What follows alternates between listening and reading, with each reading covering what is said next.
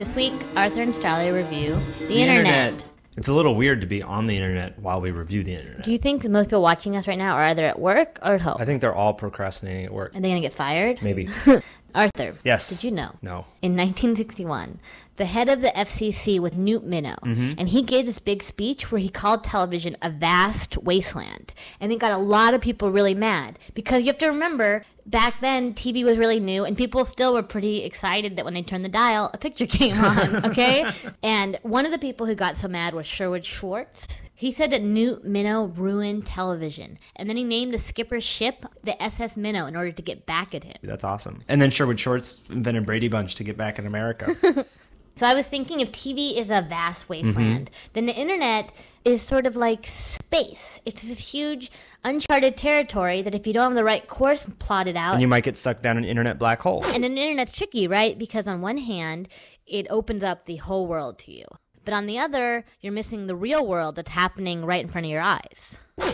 I read this book about the internet, and in it the writer talks about being in a coffee shop, working on his laptop. And he says that there's just nothing interesting about watching people looking at their computer screen. It's like the thrill of people watching has been replaced by the thrill of internet stalking. Oh, I'm glad you mentioned internet stalking. I didn't think the internet stalked. I do it all the time. Who do you internet stalk? I internet stalk myself. I type in Arthur Jones, my name. The problem is there's one really cool Arthur Jones out there. I can never beat him. That's not true, Arthur. What could this guy possibly have done? He was a World War II hero fighter pilot. He was a professional alligator wrestler. He was a film director. He was a champion bodybuilder. He owned a really cool elephant sanctuary named Jumbo Lair, and he invented working out. But I bet when I go out of town, he wouldn't watch my cats like you will next Thursday.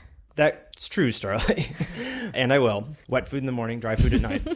Well, you know what I find frustrating about the internet?